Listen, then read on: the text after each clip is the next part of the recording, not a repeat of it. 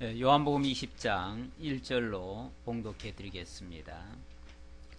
안식 후 첫날 일찍이 아직 어두울 때에 막달라 마리아가 무덤에 와서 돌이 무덤에서 옮겨진 것을 보고 시몬 베드로와 예수께서 사랑하시던 그 다른 제자에게 달려가서 말하되, 사람들이 주님을 무덤에서 가져다가 어디 두었는지 우리는 알지 못하겠다 하니, 베드로와 그 다른 제자가 나가서 무덤으로 갈새 둘이 같이 다름질하더니 그 다른 제자가 베드로보다 더 빨리 달려가서 먼저 무덤에 이르러 굽으려 세마포 놓인 것을 보았으나 들어가지는 아니하였더니, 시몬 베드로는 따라와서 무덤에 들어가 보니 세마포가 놓였고 또 머리에 쌌던 수건은 세마포와 함께 놓이지 않고 딴 곳에 쌌던 대로 놓여 있더라. 그때야 무덤에 먼저 갔던 그 다른 제자도 들어가 보고 믿더라. 그들은 성경에 그가 죽은 자 가운데서 다시 살아나야 하리라 하신 말씀을 아직 알지 못하더라. 이에 두 제자가 자기들의 집으로 돌아가니라. 아멘. 10절까지 봉독해 드렸습니다. 자, 오늘 살펴볼 말씀은요, 주보를 참고하시면 신성을 가지신 예수를 증거하고 있습니다. 신성을 가지신 예수 가운데서 신성의 영광을 증거하고 그리고 신성의 영광을 확증하는 내용인데요. 자, 영광을 보여주시기 위해서, 영광을 확증하기 위해서 먼저 순환을 당하시고 그리고 부활에 이르게 되어집니다. 순환도 영광이고 부활도 영광입니다. 우리는 영광하면 좋은 것만 영광이고 나쁜 거는 영광이 아니라고 생각하는데, 좋다 나쁘다는 사람의 기준입니다. 우리가 보기에 이거는 좋구나, 그건 자기 이해관계에 맞물려서 하는 소리입니다. 이건 상당히 좋아 보이는구나, 그래서 이건 영광스럽구나, 그리고 이거는 좀 없으면 좋겠는데 라고 생각하는 것은 영광이 아닌 줄 아는데, 사실은 그리스도의 십자가도 영광이고 부활도 영광입니다. 십자가와 부활이 사실은 따로 떼어놓고 말하면 아무것도 아닙니다. 그런데 그 둘이 합하니까 온전히 예수가 그리스도 하나님이신 것을 증거하는, 그야말로 예수가 신성의 영광을 가지고 있는 그리스도이심을 확증하는 그러한 내용이 되고 있습니다. 따라서 우리는 지난주까지 그 순환의 영광을 살펴봤는데, 오늘은 부활의 영광, 영광의 부활 장면을 소개받고자 합니다. 그래서 이 두 가지가 같이 병행이 되어 있어야 한다라는 것을 말씀드리고요.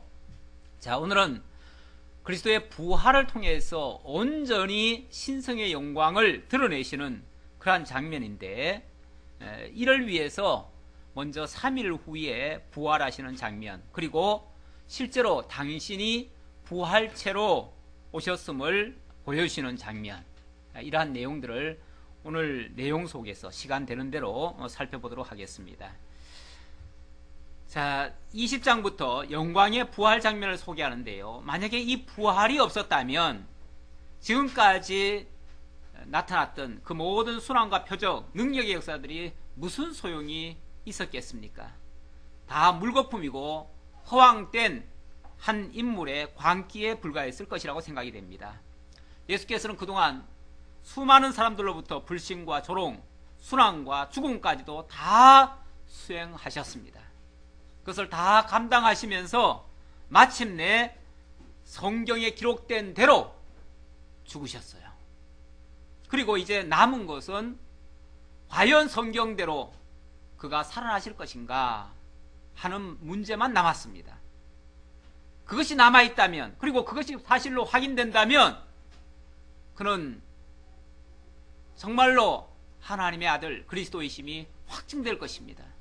그러나 그것이 증명이 되지 않는다면 지금까지 있었던 그 모든 것들은 다 물거품이 되고 말 것입니다.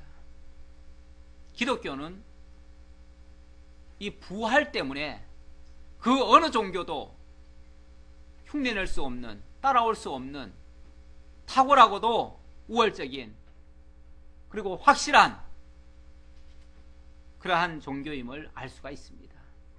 진짜 종교는, 그런 의미에서 진짜 종교는 기독교밖에 없다. 물론 다른 종교도 종교성을 띠고 있으니까 다 종교라고 말을 합니다. 여기서 종교란 말은 최고의 가르침, 으뜸의 가르침이란 뜻이에요. 최고라는 것은 하나밖에 없어요. 원래 최고라는 게 여러 가지 있습니까? 하나밖에 없습니다. 유일하고 확실하고 분명한 것은 오직 하나밖에 없어요. 다른 것들은 유사한 거죠. 그래서 유사 종교라고는 말할 수 있지만 다른 것들과 비교해 가지고 말할 수 없습니다. 다른 어느 종교에 부활이 있습니까? 물론 다른 종교에서도 굉장히 참 좋은 말씀도 많고 또 굉장히 업적이 좋은 일들도 많이 있습니다. 훌륭한 행적이 많아요. 하지만 사실은 죽음으로 모든 것이 다 끝났습니다. 다른 그 어느 종교에도 그 교주가 죽어서 빈 무덤인 것은 아무도 없습니다. 다 시체가 썩어서 죽어서 흙으로 돌아가는 그런 모습을 띠고 있죠. 그런데 기독교만이 유일하게 무덤은 썼지만 그러나 무덤은 빈 무덤이었습니다. 그리고 빈 무덤 대신에 그의 몸이 신령한 몸으로 바뀌어서 부활하신 그러한 모습을 띠고 있습니다. 이 모든 것이 먼저 하나님께서 약속하신 대로 성경에 기록된 그대로 다 이루어진 것입니다. 오늘 그러한 내용들을 성경을 통해서 확인해 보고자 합니다. 자, 20장 1절로 3일 후에 부활하신 장면이 1절로 18절까지 소개되고 있는데요. 약속대로 안식 후 첫날에 마리아와 제자들이 빈 무덤인 것을 확인하는 장면입니다.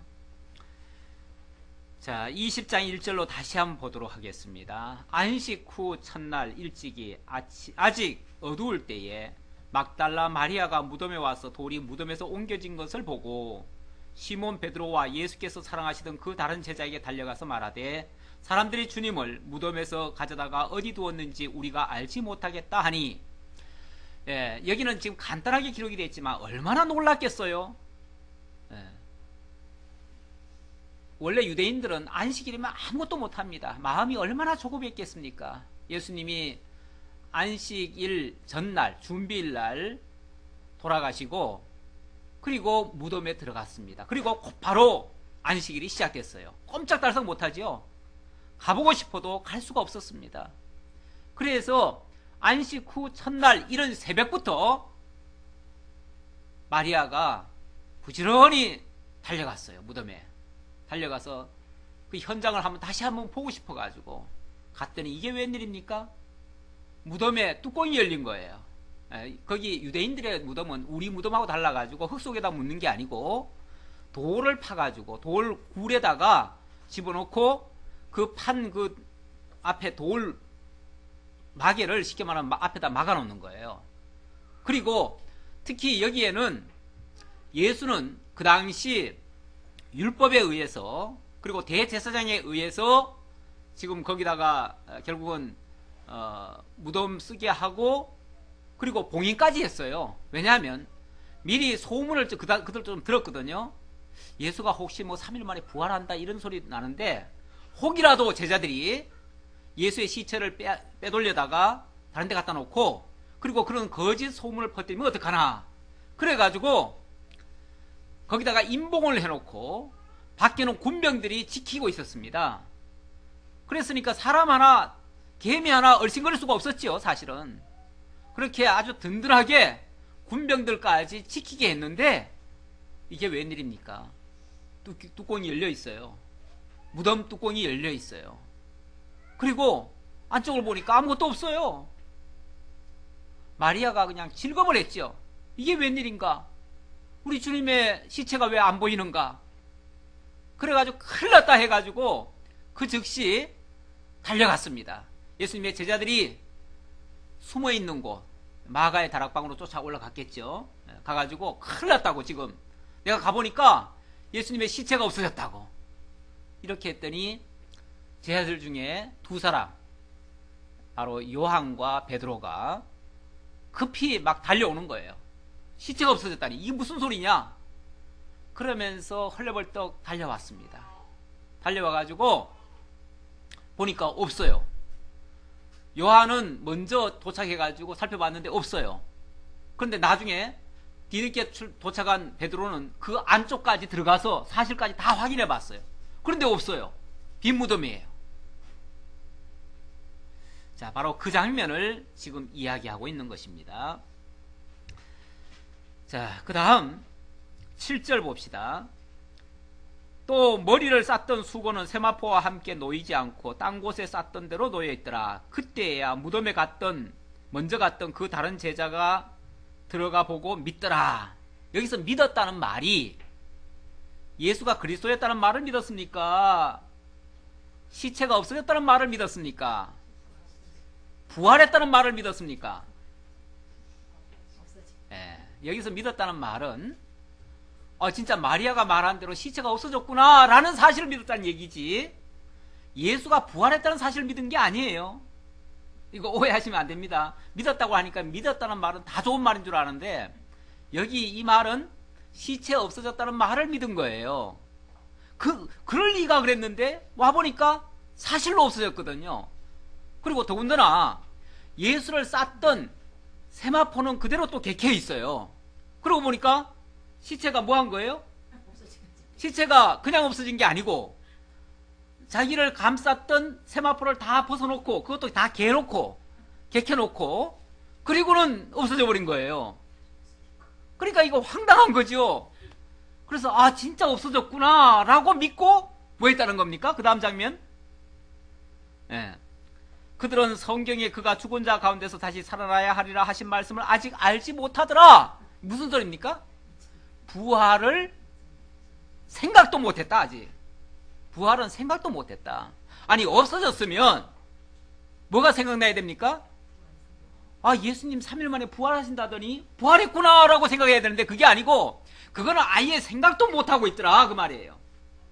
그냥 시체 없어졌다는 말에만 깜짝 놀라가지고 그 사실만 확인해놓고, 그리고 그 다음 장면, 이에 두 제자가 자기들의 집으로 돌아가니라. 이거 무슨 황당한 시츄에이션입니까?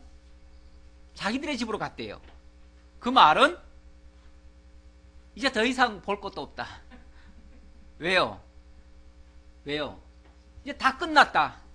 이제 시체마저 없어졌으니. 시체라도 있으면 가가지고 눈물 콧물 흘리면서 자기 슬플 때, 힘들 때 시체한테라도 뭐라도 할 수 있는데, 하소연이라도 할 수 있는데 이제는 시체마저 없어졌어요. 그러니 이제는 더 이상 의지할 게 아무것도 없는 거예요. 이제 아무것도 없어요. 이제는 아무것도 없으니 이제는 더 이상 믿을 것도 없고 바라볼 것도 없고 기대할 것도 없고 의지할 것도 없어요. 이제 다 포기하고 이제는 다 끝났다. 이제는 시체마저 없어졌으니 이제는 완전히 끝났다. 안 그래도 예수님 죽음으로써 다 끝난 줄 알았는데 혹이라도 뭐 한 가닥 기대는 있었는데 그마저도 끝났다. 그래서 뭐해요? 집으로 돌아가자. 이제 우리 살궁리 해야 되겠다. 이게 그들의 모습입니다. 이게 제자들의 모습입니다. 사람이 이래요. 살아있을 때, 힘 있을 때, 능력 발휘할 때, 그때는 뭐 자기도 거기서 한 가닥 할 수 있는 것처럼 생각하고 같이 협력하겠다 그러고 충성하겠다 그러고 따르겠다고 하고 같이 죽겠다고까지 하던 사람이 죽고 나니까 그나마 이제 시체마저 없어지니까 이젠 다 끝났다 하고 다 포기하는 이런 모습. 사람이 이렇게 연약해요. 보이는 사람 앞에서는 마치 온갖 충성, 간쓸게 다 빼내가면서까지 할 것처럼 그러던 양반들이 이제 예수님의 모습이 안 보인다고 해서 모든 것을 다 포기하고 끝내버리는 이런 모습. 많은 사람들이 그러죠. 많은 사람들이 뭔가를 기대하다가 보이는 뭔가를 얻지 못하면 아무것도 아니야, 끝났어, 뭘 기대해? 다 틀렸어. 그리고 쉽게 포기하는. 그거는 벌써 기대치가 달라서 그랬던 거죠. 전혀 딴 거를 구했던 거죠. 어쩌면 제자들도 예수님을 따르면서 한편으로는 예수님을 따라다니면 혹시 나도 출세할지 몰라. 예수님이 왕으로 옹립될 때 나도 한자리 할지도 몰라. 이런 기대를 하고 있었는지 모르겠어요. 또 예수님을 따라다니면 뭔가 신기한 일도 만나고 놀라운 역사도 일어나고 뭐 질병도 고치고 모든 면에서 유익할지 몰라 라고 기대했는지도 몰라요. 그런데 이제 그렇게 기대하던 그 예수가 죽어지고, 그리고 이제는 그 흔적이었던 시체마저 없어지니 이제는 모든 것이 다 끝났다라고, 이제 최종적으로 다 끝났다라고 판단을 한 거죠. 그래서 이제는 더 이상 미련 가질 거 없다. 그리고 훌 털어버리고 집으로 돌아가자. 그래서 집으로 돌아간 거예요. 믿었다니까 뭐 어지간히 믿음이 좋아서 믿은 걸로 오해하시면 큰일입니다. 자, 이어서 이제 마리아 이야기 좀 해봅시다. 마리아는 어떻게 하고 있는가? 마리아는 무덤 밖에 서서 울고 있더니 울면서 구부려 무덤 안을 들여다보니, 마리아도 제자들한테 얼른 일러주고 그리고 같이 쫓아왔던 것 같아요. 그래도 마리아는 애달파서 조금이라도 더 있으면서 어떻게 해서라도 좀 더, 그러고 보면 여자들이 확실히 그 정은 많아요. 마음도 여리고 그런 건 있어요. 자관 안타깝기는 마찬가지죠. 그런데 이 마리아는 떠나간 게 아니라 그래도 무덤 밖에서 서서 울고 있어요. 이 일을 어떻게 할까? 이제는 예수 시체마저 없어졌으니. 근데 시체 찾아서 뭐 하려고요? 시체가 또 있으면 또 뭐 하겠어요? 하지만 어쨌든 시체라도 봐야 마음이 좀 놓이는 거죠. 울고 있더니 울면서 구부려 무덤 안을 들여다보니 흰옷 입은 두 천사가 예수의 시체 뉘었던 곳에 하나는 머리편에 하나는 발편에 앉았더라. 조금 전에 제자들이 봤을 때는 그런 모습은 못 봤는데, 그렇죠? 제자들은 거기까지는 못 봤어요. 그냥 이렇게 개켜 있는 것만 봤어요. 옷이, 세마포 옷이 개켜 있는 것만 봤는데, 그 어떤 간절한 그 마음이 그 천사까지 보게 됐는지도 모르겠어요. 어쨌든 사실은 그 천사가 있었겠죠. 같이 지금 천사가 지금 그 역사를 다 했겠죠. 그런데 아까는 안 보이던 그 천사가 이제 보였습니다. 자, 그런데 그 천사들이 뭐라고 얘기를 하냐면, 천사들이 이르되 여자여 어찌하여 우느냐, 어찌하여 우느냐라고 물으니까, 자, 이런 말들이, 아니 앞에서 지금 천사가 있었고 천사가 어찌하여 우느냐라고 했을 때는 깜짝 놀라면서, 아니 어떻게 당신이 뭐 이렇게 이제 의문을 가지고 물어봤어야 될 텐데, 그게 아니고 어떻게 대답을 하냐면, 사람들이 내 주님을 옮겨다가 어디 두었는지 내가 알지 못함이니이다 라고 얘기를 합니다. 자, 이 말은 지금 앞에서 묻는 사람이 누군 줄 알고 얘기하는 겁니까? 거기에 동산지기, 그 뒤에 보면 그 얘기가 또 나와요. 동산지기가 하는 말인 줄 알아요. 앞에 천사가 얘기하는 게 아니라 동산지기가 하는 줄 알고 그렇게 대답을 했습니다. 자, 이 말을 하고 뒤로 돌이켜 예수께서 서 계신 것을 보았으나 예수신 줄을 알지 못하더라. 그리고 나서 대화를 끝나고 이 뒤를 이렇게 바깥으로 나오니까 바깥에 예수님이 딱 서 계시는 거예요. 서 계시는데 예수님인 줄 알아요, 몰라요? 몰라요. 앞에 천사가 있었는데 천사인 줄 모르고, 예수가 서 있었는데 예수인 줄 몰라요. 그리고는 어떻게 알고 있어요? 거기에 지금 동산지기들이 있으니까, 다시 말하면 군병들이 지금 지키고 있으니까 아마 그 사람들 중에 한 사람인가 보다 이렇게 생각하는 거죠. 사람이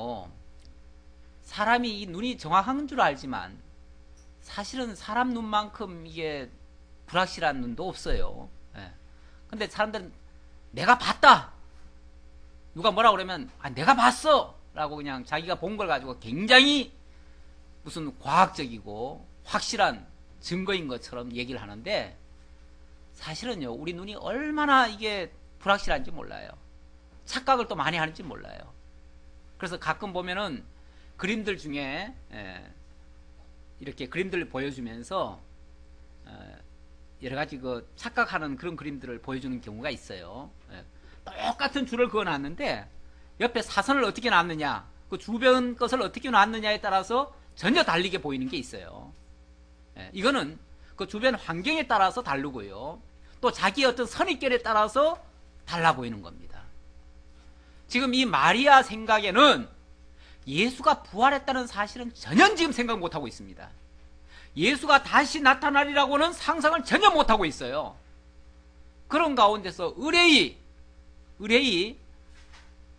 거기에는 동산지기들이 있으니까, 아, 동산지기들이 지금 서서 나한테 얘기하는구나 라고 생각하니까 선입견 가지고 동산지기인 줄 알고 말을 하는 거예요. 제가 아주 큰 착각을 제가 딸내미한테 한번 한 적이 있었는데, 언젠가 한번 제가 고등학교 다닐 때예요. 근데 딸내미가 맨날 그렇게 학교에서 늦게까지 수업하고 이렇게 오는데, 저도 이제 교회에서 조금 늦게 집에 갔는데, 맨날 딸내미가 늦게 오니까 난 늦게 오는 줄 알고 아직도 안 왔네 그랬어요. 그리고는 안 온 줄 알고요, 안 온 줄 알고 아니 막 나중에는 연락을 해보니까 진작 갔다는 거예요. 그런데 아직도 안 온 거잖아요, 제가 생각할 때. 그러니까 막 집사람은 옆에서 또 다른 데서 자고 있는데 깨워가지고 큰일 났다고, 지금 딸내미가 아직 안 온다고. 그때 왜 그렇게 걱정이 됐는지. 그래가지고 막 제가 찾으러 다녔어요. 그리고 112에도 신고하고 막 했어요. 부산을 떨었어요. 막 제가 여기 찾으러 다니다가 나중에 집에 와보니까 자고 있는 거예요. 근데 그때까지 나도 몰랐고 집사람도 몰랐어요. 제가 막 당황을 해가지고 의뢰이 안 온 줄 알고, 왜냐면 내가 온 다음에 사실은 오는 얘가 많았거든요. 그러니까 당연히 내 다음에 와야 되는데 내가 아무리 기다려도 안 오거든요. 근데 지는 벌써 그날따라 일찍 와가지고 자고 있는데 그러니까 자기 선입견대로 사람이 이 판단하고 보더라는 거죠. 제가 그 얘기 한 예를 지금 말씀드린 건데, 자, 지금 이 마리아도 전혀 예수인 줄을 생각을 못하고 있다가 이렇게 말을 합니다. 15절, 예수께서 이르시되 여자여 어찌하여 울며 누구를 찾느냐 하시니 마리아는 그가 동산지기인 줄 알고 이르되 주여 당신이 옮겼거든 어디 두었는지 내게 이르소서, 그리하면 내가 가져가리이다. 여기 주여 하는 말은 예수님 보고 부르는 말이 아니에요. 그냥 옛날에 그 어른들을 좀 높여서 부르느라고, 예 어르신, 예 저는 지금 예수님의 시체를 찾는데 이 시체가 지금 누가 옮겼는지 지금 없습니다. 누가 옮겼는지 좀 아시거들랑, 여기 계셨으니까 보셨을 거 아니에요. 보셨으니까 저한테 좀 얘기해 주십시오. 그럼 제가 찾으러 가겠습니다. 누가 옮겼습니까 도대체? 이런 식으로 얘기를 하는 거죠. 그랬더니 예수께서 마리아야 하시거늘, 마리아야 하시거늘, 그제서야, 누가 자기 보고 마리아라고 부르겠어요? 동산지기가 어떻게 마리아라고 부르겠어요? 그렇죠? 자기 이름을 알고 그제서야, 아, 이분이 예수님이시구나, 뒤늦게서 이제 발견을 한 거죠. 깨달은 거죠. 아, 그 음성을 듣고 그제서야 당신이, 마리아가 돌이켜 히브리 말로 라보니 하니 이는 선생님이라는 말이라, 예수님을 랍비라 이렇게도 이제 칭한 적이 있었죠. 여기 지금 라보니 하는 말은 그 랍비라는 뜻이에요. 그게 선생이란 말이고, 평소에 이제 높여서 선생님 이렇게 부른 적이 있었어요. 자, 그렇게 해서 선생님이라고 불렀더니 예수께서 이르시되 나를 붙들지 말라, 내가 아직 아버지께로 올라가지 아니하였노라. 너는 내 형제들에게 가서 이르되 내가 내 아버지 곧 너희 아버지 내 하나님 곧 너희 하나님께로 올라간다 하라 하시니, 막달라 마리아가 가서 제자들에게 내가 주를 보았다 하고 또 주께서 자기에게 이렇게 말씀하셨다 이러니라. 자, 여기 예수님의 좀 이상한 말씀을 하셨어요. 예수께서 이르시되 나를 붙들지 말라. 내가 아직 아버지께로 올라가지 아니하였노라. 이런 말씀하셨어요. 나를 붙들지 말라.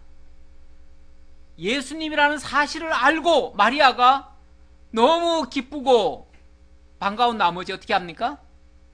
예수님을 붙들려고 했던 거죠. 여기 붙들려고 했다는 말은 옛날에 전에 성경에는 만지고자 하니 뭐 이렇게 나오죠. 만지고자 하니 뭐 이렇게 나오는데 예수님을 이렇게 딱 잡으려고, 그리고 예수님이 이전에 예수님, 그러니까 부활하기 이전의 예수님 상태로 알고 그를 붙잡아 두려고 하는 그런 생각을 가졌던 것 같아요. 그러니까 나를 붙들지 말라. 내가 아직 아버지께로 올라가지 아니하였노라. 이 말씀을 하셨어요. 근데 이 말씀이 자칫 잘못 들으면 어떻게 들리냐면 마치 예수님이 부활하신 다음에 하나님 아버지께 가서 보고하고 그 다음에 다시 내려와 가지고 그 다음에는 이렇게 만질 수 있는 것처럼 이렇게 오해를 사지요. 실제로 이것 때문에 어떤 사람은 그렇게도 묻더라고요. 여기 봐라, 분명히 예수님은 아버지께로 가야 된다고 하고 아버지를 만나야 된다고, 아버지께로 올라가야 된다고 이렇게 얘기를 하지 않느냐. 그러면은 아버지와 아들이 지금 다르다는 얘기 아니냐. 그래서 아버지와 아들 그 관계가 마치 다른 것처럼 이렇게까지 오해하는 경우가 있습니다. 근데 이 말을 잘 주의 깊게 들으셔야 돼요. 이 말은 일단 예수님께서 마리아의 생각을, 잘못된 생각을 지금 고쳐주는 얘기예요. 마리아가 무슨 잘못된 생각을 하고 있냐면 예수님이 부활 이전의 상태, 그 상태인 줄 알고 지금 붙잡아 두려고 하는 생각을 가졌어요. 그러니까 아니다, 나는 부활 이전의 모습이 아니고, 그리고 이 땅에서 너와 함께 계속 살 그런 존재가 아니고, 나는 이제 부활체로서 이제 아버지께로 가야 된다. 다시 말하면 부활 승천을 해야 된다 라는 말을 지금 하고 있는 거예요.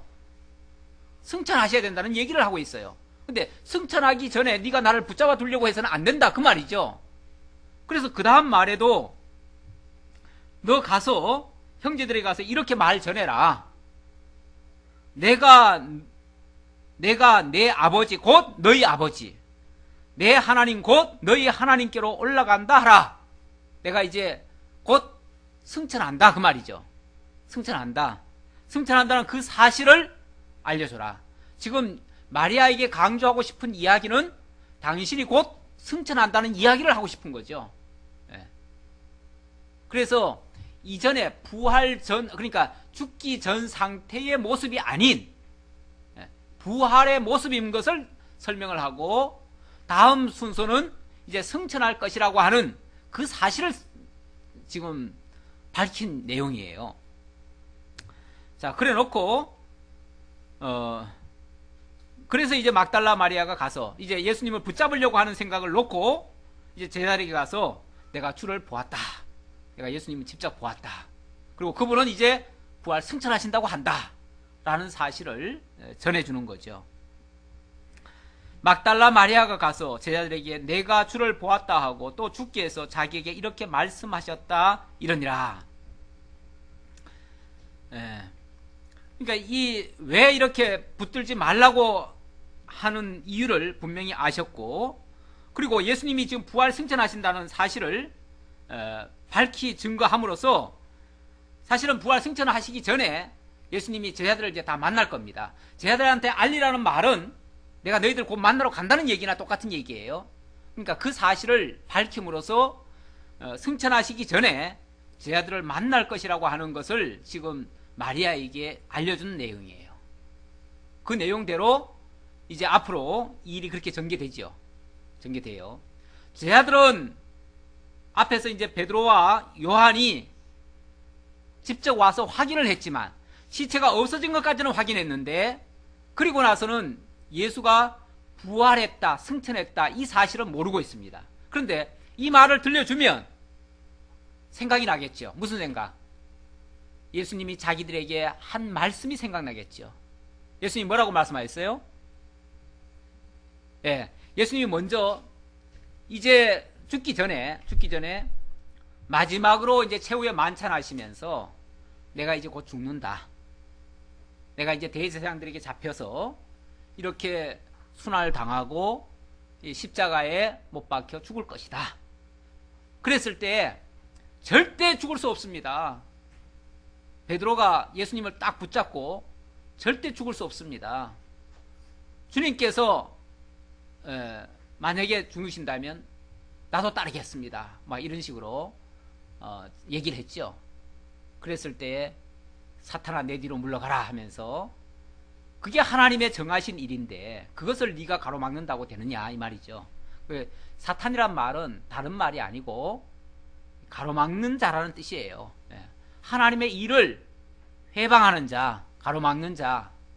그러니까 결국 베드로가 사탄이라는 얘기가 아니라 베드로가 하는 그 행위가 사탄적인 행위죠. 자, 그렇게 해서 그 앞으로 되어질 일을 내가 이렇게 죽지만 그게 끝이 아니고 그걸로 망하는 것이 아니고 오히려 3일 후에 내가 부활할 것이고 그리고 승천할 것이다. 그래서 만왕의 왕 될 것이다 라는 것까지를 사실은 다 얘기했어요. 그러니까 이 사실을 마리아가 가서 제자들에게 전해주면 제자들에게서 그 생각이 날 거예요. 예수님의 말씀이 생각날 거예요. 생각이 나면 그럼 예수님이 죽어서 끝나신 분이 아니고 부활하셨구나. 그리고 승천하시겠구나. 그리고 승천하시기 전에 내가 갈릴리에서 너희들보다 먼저 가서 너희들을 만날 것이다. 그런 말씀도 하셔요. 그러니까 다시 예수님이 승천하시기 전에 제자들을 만날 것이라고 하는 것까지를 알게 돼요. 그러면 이제 기대를 하는 거죠. 기대를 해가지고 제자들이 어떻게 됩니까? 제자들이 다시 모이죠. 다 흩어졌던 제자들이 다시 모이게 됩니다. 그래서 마가의 다락방에서 물론 뭐 그때까지는 두려워가지고 왜냐하면 예수를 죽인 자들이 예수의 제자들을 가만 내버려 두겠어요? 제자들까지 다 죽이려고 하죠. 그래서 겉으로 드러내놓고 모든 행동하기는 곤란하고요. 그래서 숨어 지내느라고 마가의 다락방에 숨어 있는 겁니다. 그렇게 숨어 있을 때 그러니까 다 흩어져 있다가 또 다시 이 말을 듣고 다시 집결을 하죠. 집결을 해 있을 때에 예수님께서 그들 가운데 임하십니다. 오십니다. 오셔서 그들에게 믿음 없는 자들에게 믿음을 주시는 그러한 역사를 하십니다. 자, 오늘도 가만히 보면 제자들이 지금 믿음이 있습니까? 없습니까? 없어요. 정말 이렇게 믿음 없을 수가 없어요. 그런데 제자들은 예수님을 직접 따라다닌 사람들입니다. 직접 3년간이나 따라다닌 사람들이 이렇게 못 믿어요. 그런데 오늘 우리는 예수님을 직접 눈으로 본 적도 없고 따른 적도 없는데 어떻게 우리가 쉽게 예수가 믿어지겠습니까? 그렇죠? 어떤 면에서 안 믿어지는 것이 정상이에요. 안 믿어지는 게 정상이에요. 그런데 성경을 알게 되면 안 믿는 게 정상인데 성경을 알게 되면 나도 모르게 믿어지는 거죠. 내가 믿으려고 애를 쓰는 게 아니고 알게 되면 믿어지는 거죠. 모르면 오해하고 알면 믿어지고. 그래서 우리 아까 집사님 기도할 때 여호와를 알자, 힘써 여호와를 알자, 호세아 선자의 말씀을 인용을 했는데 그렇습니다. 우리가 하나님이 누구신지 예수가 누구신지 확실히 알아야 됩니다. 알아야 믿을 수가 있어요. 믿어야 또 구원에 이르게 되고요. 모르면 의심할 수밖에 없습니다. 눈으로 봐도 의심할 수밖에 없습니다. 엊그제 그 SBS에서 제가 좀 늦게 들어갔더니 집사람이 힐링 캠프라는 걸 SBS 그걸 보고 있더라고요. 보고 있다가 나보고 좀 보래요. 이 박진영이 아주 중요한 말을 하고 있다고 나보고 좀 보래요. 그래서 봤더니 정말 이 친구 보통 깨달은 게 아니더라고요. 나는 그 뭐 음악하는 사람이라 옛날에 음악 한다 그러면 보통 딴따라라 그래가지고 속도 비어 있고 그 겉만 그냥 이렇게 화려한 것처럼 이렇게 이제 보통 생각을 많이 했는데 이 사람은 아주 생각이 굉장히 깊은 사람이더라고요. 어렸을 때부터 처음에는 뭐 목표가 돈 많이 모으는 거였대요. 근데 26살에 한 20억을 모았대요. 그리고 나서 돈을 어느 정도 모아 놓으니까 그 다음에는 명예를 얻고 싶더래요. 예. 그래서 명예를 어느 정도를 또 얻었대요. 예. 명예를 얻고 나니까 뭔가 또 허전하더래요. 예. 그래서 그 다음에는 이걸로도 안 채워지네. 뭘로 채워질까? 그랬더니 남에게 베풀면 채워지겠다 해가지고 베풀었대요. 막 베풀었는데 그것도 어느 정도는 채워지는 것 같기는 한데 뭔가가 또 이게 2% 마치 빠진 것처럼 뭔가가 이게 부족하더래요. 너무너무 잘 나가더래요. 미국에 진출했었는데 미국에서 우리나라 이 아시아계, 우리나라는 고사하고 아시아계에서 이 가수나 이 작곡자들이 인정받는 예가 없었대요. 빌보드 차트에 올라가는 예가 없었는데 자기가 한번 도전을 해봤대요. 사실 그게 명예 얻으려고 도전한 거죠. 명예를 얻으려고, 명예가 가치 있다고 생각해가지고. 그래서 무모한 도전을 했는데 거기서 실제로 빌보드 차트 뭐 10위, 뭐 6위까지 올라갔대요. 그럼 명예 얻었잖아요.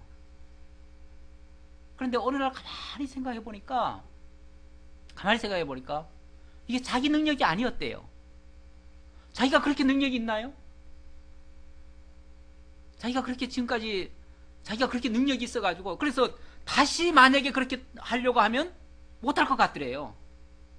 그리고 보니까 와, 나는 운이 참 좋았구나. 이제 안 믿는 사람이니까 운이라고 생각하죠. 참 운이 좋았구나. 가만히 내가 왜 이렇게 운이 좋을까라고 생각을 곰곰이 해봤대요. 그래가지고 뭐가 나에게 그렇게 운이 많았는가 가만히 생각을 해보니까 태어난 것도 아버지 밑에서 그 좋은 환경의 아버지 밑에서 태어난 것도 운이었고 그 어렸을 때 어머니가 억지로 피아노 시켜준 것도 엄청난 운이었고 또 유학을 가가지고 미국에서 생활했던 것도 엄청난 운이었고 그러다 보니까 거기에 또 음악에 빠져가지고 그 마이클 잭슨의 노래에 그냥 빠져가지고 막 영어에 그냥 심취해가지고 한국에 왔는데도 온통 그 AFKN이니 미군 방송 같은 거 그런 거 들으면서 그렇게 한 것도 운이었대요. 자기가 일부러는 그렇게 한 적이 없었대요. 그러면서 다 운이었다고. 그런데 도대체 내가 다시 내가 내 힘으로 내 인생을 내가 살려고 하면 절대 그렇게 못 살았을 텐데 어떻게 내가 그렇게 됐을까? 그러면서 이 사람이 깨달은 게 뭐냐면은 우리 신체가 한 100조 개의 세포로 이루어져 있는데 그 100조 개의 세포가 매뉴얼도 없이 어떤 사용 설명서도 없이 움직이고 있더라는 거죠. 참 놀랍다. 우리는 사용 설명서 가지고도 기계 잘 못 다루거든요. 그렇죠? 근데 사람이 만들어 놓은 아주 고정밀의 그런 기계도 사실은 이 인체의 세포 하나만도 못한 복잡하기로 말하면 세포 하나가 그것보다도 훨씬 더 복잡하다는 거죠. 그런데 그 복잡한 그 세포가 100조 개나 있는데 그 100조 개가 사용 설명서도 없이 잘 굴러가요. 근데 사람들이 전부 다 내가 하면 된다, 내가 한다, 내 손이 하고 내 발이 하지 않느냐, 내 입이 말하지 않느냐, 다 내가 한다고 생각하는데 천만의 말이라는 거죠. 물론 입은 그렇게 내가 말한다고 하는지 모르지고 내가 손은 내가 한다고 하지만 내 손 가만히 있어도 내 입 가만히 있어도 나는 살고 있지 않느냐. 그 말은 내 속에서 지금 모든 신체가 지금 움직이고 있지 않느냐, 자동으로. 누가 이렇게 움직이느냐? 누군가 있다. 누군가 있다. 그 누군가가 누군지 모르겠는데 누군가가 지금 나를 움직이고 있다. 굉장히 중요한 말이 이제 그 말이에요. 누군가 있다는 거죠. 근데 그가 누군지를 모르겠대요. 그가 하나님인지 부처님인지 마호메트인지는 모르겠고 자기가 누군가 있다는 거예요. 내가 나를 움직이는 게 아니더라는 거죠. 전혀 나를 움직이는 게 아니더라는 거죠. 내가 한다는 게 이거 웃기는 얘기라는 거죠. 그러면서 누군가가 움직이는데, 그래서 자기가 지금 그분을 만나러 가야 된대요. 그분을 찾아가야 된대요. 그래서 그분 찾으려고 성경도 보고 그분 찾으려고 불경도 보고 뭐 코란도 보고 막 보고 있대요. 지금 찾으려고. 찾을까요? 인간이 찾으려고 하면 찾아지지는 않아요, 사실은. 근데 모든 종교가 어디서부터 나왔습니까? 인간이 신을 찾으려고 하는 데서부터 나온 것들이 사실은 많은 종교들이에요. 수많은 종교들이에요. 그러면 새로운 종파가 하나 또 만들어질지도 몰라요. 그 친구에 의해서. 왜냐하면 인간이 찾으려고 하면 새로운 종파를 만들거든요. 그래요. 근데 하나님의 특별한 은혜로 정말 성경이 보여지기 시작하면 내가 찾는 게 아니라 하나님이 찾아오시는 거죠. 하나님이 나로 하여금 깨닫게 하시는 거죠. 그리고 성경이 눈에 보이게 하시는 거죠. 보게 하시면 보는 거죠. 지금 사실은 아까 열거한 내용 중에서도 보면 제자들도 지금 발견 못했어요. 마리아도 처음에는 발견 못했는데 나중에 어떻게 했어요? 예수님이 보여주신 거죠. 처음에는 보여줬는데도 못 본 거예요. 보여줬는데도 못 봐요. 인간이 이래요. 보여줘도 못 봐요. 그런데 깨닫게 하시면 깨달아져요. 그러니까 깨달은 눈으로 보아야 보여지는 거예요. 그러니까 먼저 하나님이 우리에게 찾아오시고 그 하나님이 우리에게 성경에 눈을 띄워주시고 그걸 보통 영안이라고 얘기를 합니다. 영안을 열어주시고 우리로 하여금 보게 하시면 볼 수 있습니다. 보면 의심할 수가 없습니다. 정말 보여지기 시작하면 부인할 수가 없습니다. 어떻게 이렇게 확실한데, 어떻게 이렇게 분명한데, 그 안 믿는 박진영이도 조금만 생각해 보니까 자기가 한번 곰곰이 적어봤대요. 내가 지금까지 살아오면서 태어난 것부터 시작해가지고 내 의지로 된 것이 있느냐? 아무것도 없더라는 거예요. 그런데 참 놀라운 얘기가 또 하나 있었는데요. 그 말 중에 아니 그렇게 되면 결국 운명론 비슷하게 나가는데 그렇게 되면 내가 굉장히 무기력해지지 않겠느냐. 뭔가 하고자 하는 의욕도 없을 것이고 쉽게 맡겨버리니까 자기가 노력하지 않지 않겠느냐 이런 말을 하더라고요. 사회자가. 그랬더니 아니라고. 더 열심히 하게 됐다고. 누군가 나를 보고 있다는 것이 또 나로 하여금 열심히 하게 하고 그 무엇에 대해서 내가 책임질 필요가 없으니까 내가 하고 싶은 거 한다는 거죠. 그렇죠? 책임질 필요가 없다는 말은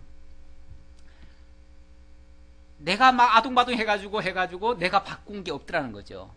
오히려 그 사실을 깨닫지 못했을 때는요, 자기가 한 100여 명의 직원들을 생각하느라고 가수들을 관리하는데 얼마나 신경을 많이 썼는지 모른대요. 그것 때문에 그냥 막 인상도 찌푸려지고 온갖 것들이 다 나빠졌는데 그걸 깨닫고 난 다음부터는요, 그 누군가가 누군지는 모르겠지만 그분께 맡겨버린대요. 맡겨버려놓고 결과에 대해서는 나는 모르겠다. 결과는 나는 모르겠고 나는 최선을 다한다. 이주의로 나갔대요. 그 양반이 예수만 믿으면 예수만 믿으면 아주 일품이에요. 정말 제대로 깨달은 사람 같아요. 정말 진리가 무엇이냐라고 물은 것처럼 진리만 제대로 안다면 정말 그 문제 제기는 제대로 한 사람이에요. 문제 제기는 제대로 했는데 그 문제에 대한 답을 아직 못 찾은 사람이에요.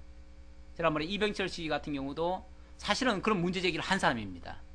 근데 그도 답을 얻지 못하고 결국은 끝났죠. 끝났는데 많은 사람들이 문제 제기는 어느 정도 하면서도 답을 얻지 못한 채 끝나는 예가 참 많아요. 그러니까 진짜 하나님을 못 만나면 그런 결과가 나와요. 하나님을 만나시기 바랍니다. 모두가 다 하나님을 만나서 눈 뻔히 뜨고도 예수를 못 보는 이런 어리석음을 범하지 마시고, 이게 사실은 선입견 때문에 그렇거든요. 선입견 때문에. 잘못된 선입견, 그것이 우리의 하나님과의 관계를 가로막는 이 장애물이에요. 그 안경만 벗어버리면, 지금 쉽게 말하면 우리가 지금 하나님을 보는 눈에 이게 지금 안경이 끼어 있어요. 그 안경이 붉은 안경인지 파란 안경인지 모르겠어요. 좌우간 흐린 안경이 가로막고 있어요. 이걸 벗어야 돼요. 이걸 벗고 정말 밝게 보실 줄 알아야 됩니다. 액면 그대로, 사실 그대로, 성경에 있는 그대로, 내 선입견 없이 나를 내려놓고, 그리고 하나님 입장에서 정말 이것을 보기 시작해야 제대로 보일 것입니다.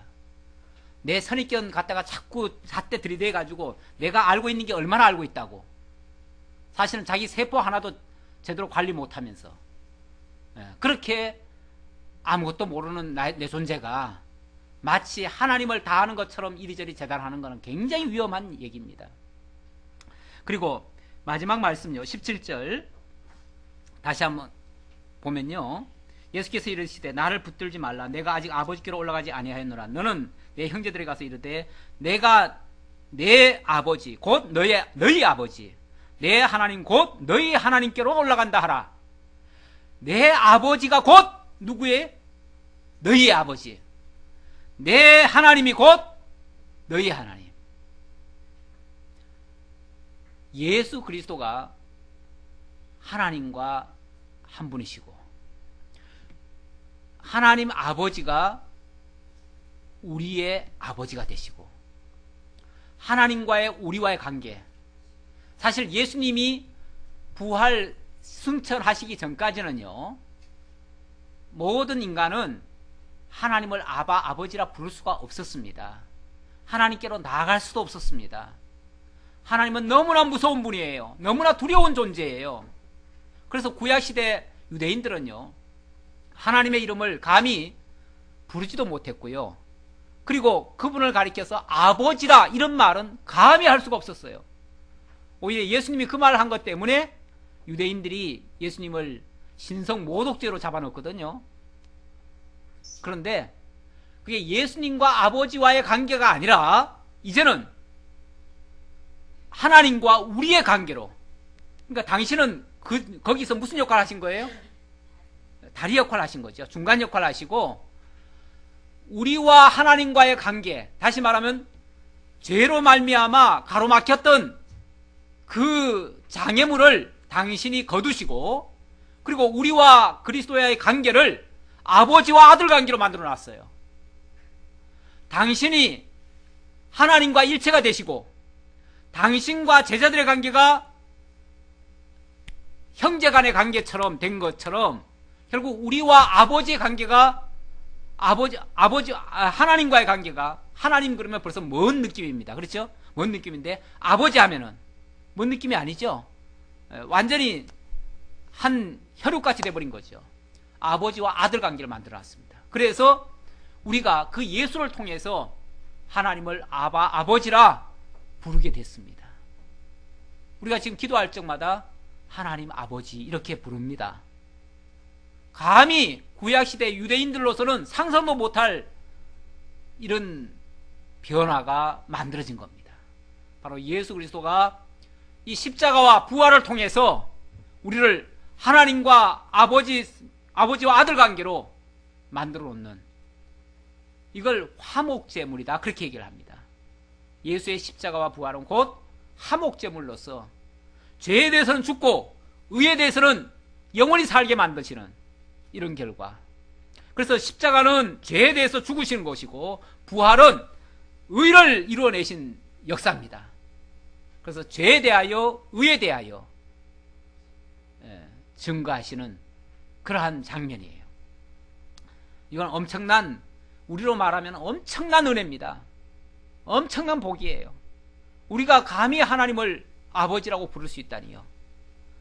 유대인들뿐 아니라 이방인들까지, 오늘 우리까지 다 하나님을 아버지로 부를 수 있고, 뿐만 아니라 예수 그리스도의 부활 승천이 우리에게도 하나님 아버지와 함께 영원히 부활해서 같이 살게 될 것을 소망하게 만드시는 그러한 약속의 말씀이 되는 겁니다. 그러니까 이 말씀이 짧은 한 단어지만 자세한 설명이 지금 안 돼서 그렇지만 제가 오늘 묵상한 말씀이 좀 길게 묵상했는데요. 고린도전서 15장 말씀입니다. 여러분들 집에 가셔서 고린도전서 15장을 한번 주의 깊게 한번 살펴보세요. 소위 말하면 부활장입니다. 부활장인데 어떻게 부활한다는 얘기인가? 일단 예수 그리스도의 부활, 그것이 성경대로 죽으시고 성경대로 부활하셨다는 사실, 그리고 그 현장을 목격한 사람이 한두 사람의 증언이 아니라 거기 보면 여러 수많은 사람들, 심지어는 맨 마지막에 자기는 부활하신 예수님을 만났어요. 원래 사도 바울은 예수를 믿는 사람이 아니고요, 예수 믿는 사람을 잡아 죽이던 사람이었습니다. 그런데 예수 믿는 사람을 잡아 죽이던 사람에게까지 예수님이 나타나셨어요.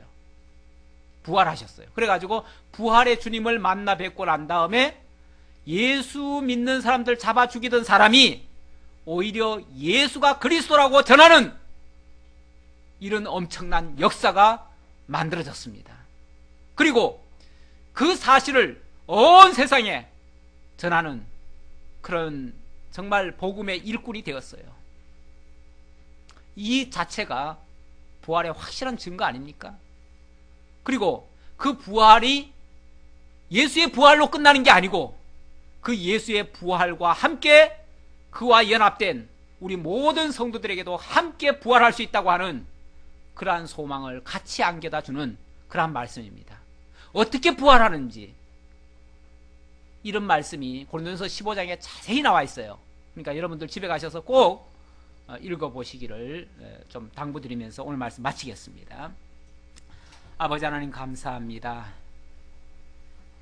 예수님의 부활이 곧 나의 부활이 될 수 있다는 것을, 예수님의 생명이 나의 생명이 되고 예수님이 하나님과 하나됨이 우리로 하여금 아버지와 아들 관계로 만들어주시는 이러한 모습인 것을 오늘 말씀을 통해서 다시 한번 확인했습니다. 예수님의 십자가 죽음으로 말미암아 절망에 빠졌던 제자들에게 오히려 더 큰 소망, 더 큰 기쁨, 더 큰 찬양이 이루어질 수 있도록 역사하신 것 너무너무 감사합니다. 이러한 기쁨이 그들만에게 전유물이 아니라 오늘을 사는 우리들에게까지 함께 기뻐하고 함께 찬양할 수 있는 그러한 아름다운 역사가 만들어졌사오니 우리들도 이 기쁜 소식을 모든 사람들에게 전할 수 있는 복음의 일꾼들이 다 될 수 있도록 함께해 주옵소서. 오늘도 베풀어 주신 은혜에 감사해서 연보로 동참한 성도들이 있습니다. 드려진 이 연보들이 하나님의 나라에 소중히 쓰여지고 하나님 나라 확장되어지고 그로 말미암아 하나님의 백성들이 많아지고 모두가 다 생명에 이르는데 일조할 수 있도록 주님 역사해 주옵소서. 예수님의 이름으로 기도하옵나이다. 아멘.